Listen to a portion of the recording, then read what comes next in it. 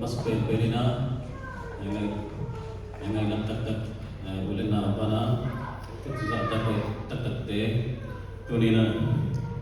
ye program tu bilo kat sini anek sih malay na ina tanam paisa na atau game masai ayai LAIBU sini suamai na LAIBU tak kenal suamai na itu sam dia lelai kami kan pakai orang lagi nak kantor sel sama alai tak soal mana soal tinai lo mana na mi tinggal lagi dia ngamlo sih nama tu amai na kay lama kapat kaya na talent piang na katina katiya Michael nama Michael sel na to kala kay na lay patin piang na katiya to teka kan kai ko to sel ya la kisa sa sel na pina mi tena bangja ka hete puaka bangja ka hete ki puakya mi chite bagi thi lo chenga among maya sa ki bana ai hanina to apo na jekte wi thi chenga to ina na ka kina ilum sing suka ai ki mo maleng lai ken khat kana kai khom jela china to atia pa nena ye ki gel khile chi kalum sing ma manina to atia ko gel kya e bangina e program pe thi tak ki male to ina e bangina yang heading ada yang heading itu mana heading tak mana kita gini Khristian tu mukati dia Chronicle Anna insomni lekwa dan somni lekya besomni lekwa namun sendi upa tek puna damin harus tak lek pak toy nate tangin Asia asal kita terpas lomonin bayar ini. Ngain pi pada Tanchin atau ngakipan atau tenin. Zone senior LAIBU, zone national LAIBU, le zone guard LAIBU de atau ini. Khristian Laphuaktute le Tanchin teo ci itu bah Pausianlian kai koma LAIBU Honna dunia menjadi taman tuan itu bipatahin. Ya manusia jadi utah atau kita nilai maupun nanti akan kembangina duin. Waktu tepat atau kasihan untuk minin percaya itu bila dingin kau mahi. Tuan Pausianlian.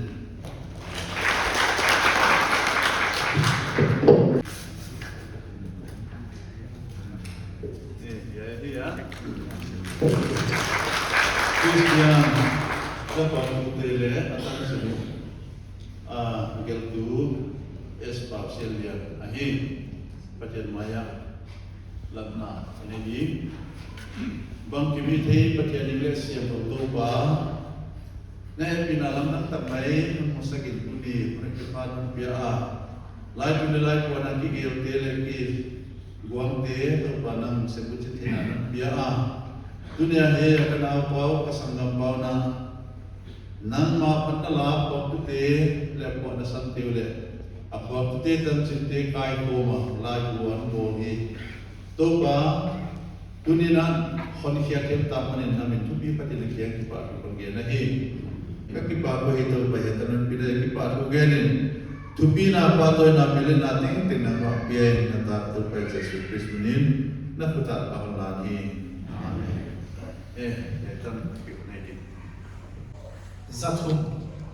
ahia akigeltana amatong sinachi zohi keila ineleken kangai kona tunita kapai thete bangina tamthai lamina le sakle dan chako presentation an piakte banle inawi sangamita inawta di pale sakle zimbadan buak sukle chi luksima oma zipe ina le ambiak thendinga ni bala yang mukau saleng aki koi padi nga zimi thai na waiso siang na tuwa lai kong pilia na le kisuak dinga itu na special number Marcy Dimun Sam isam dia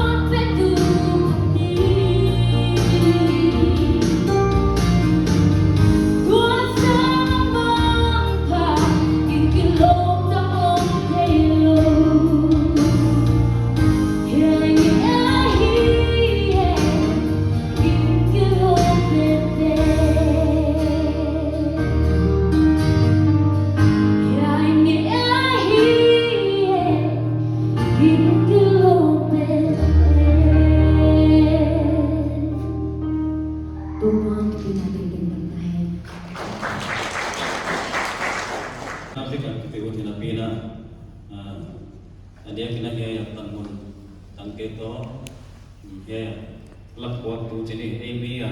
ada kalau EB Laphuaktute kahon pedinga tote masuk ke pedinga pakaian mena lana lehon nali semua kalian untuk kemudian dia saat segala Cina maka sama saja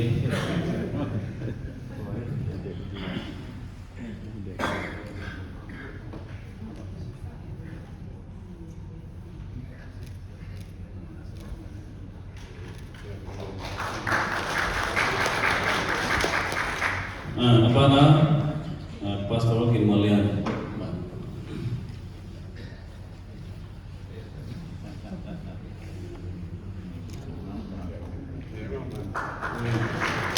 apa na pastoral di bersama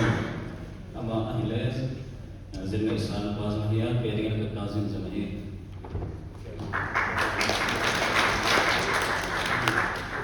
apa na MRC di Bursa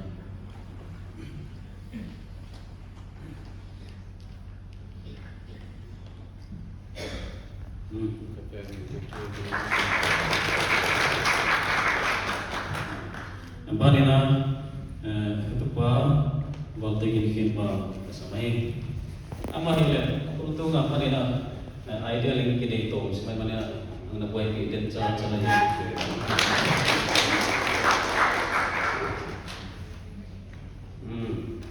apa nina itu pa doktor yang Khristian semai amahile guys kung kailan pa nina kakalampak sila mana mana itu tua ini apa nina West Bengal lian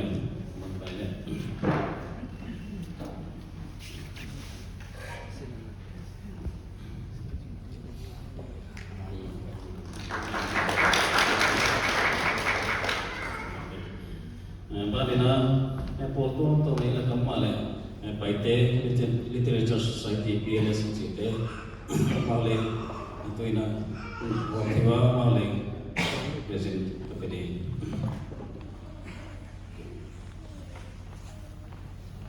to ina hile bugel kena ai tani na PLS paidan sini mah PLS tena laigal kan hila nina sia anigel anak cinta kan atang pihak kesuai he cikon gen lain apa dina airplane bi cinpa ama pension male dina kelti lain madina ngene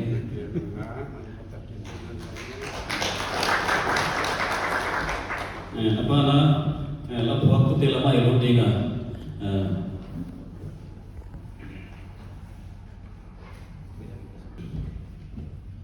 itu laga irinan telti sa pakalun mo papahalun ama telti je gina mana dia kia sila sina kecil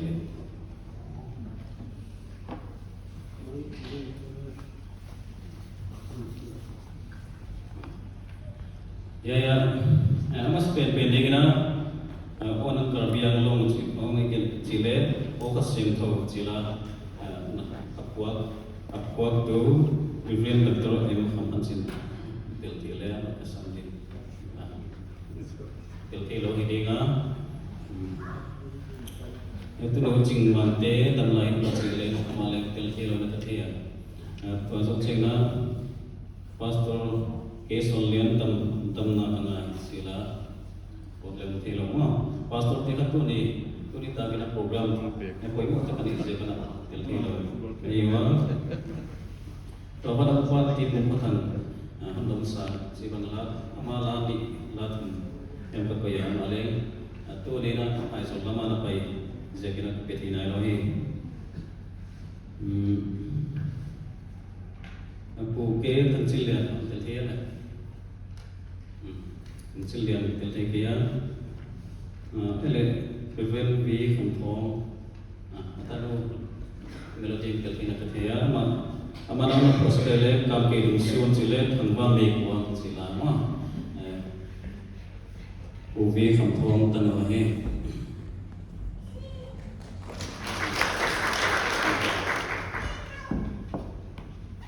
to segna ikam ke ikan istan tansi ikwan hian eng chila ya male missionary munto me segna tiltilo na kia ajan siagna kon mong de bechi Balian tiga, malay teltilo, hidinga, itu nunggu di misalnya sial lenggel sila, ama bayar, ama ikut teltilo yang mana, bayar mau, ama itu nunggu di misalnya sangkamnya, itu asal sejarah itu pak Khristian, topa nanti sila. Khristian buenani ele upa es pemjadam ina pana gokol taning cile tangsan lama cila ama baya ama en kuante teltio mela teltilo idine kita Walau cila upa vi nulian Yesu muan waizo cila ama anak baya ama biar bina mobil kathia tôm nó đi nó là kí thế lên mua chỉ là việc có cái sắc mà lên xin phải mà nó rất khát tình chỉ là nó cái lên của phải đâu chứ cần cần lại là lompa pastor cái món liền nên để mua này thì cái công cụ mình ama sanggam paham tel thế này cái ama na presentation nak sekali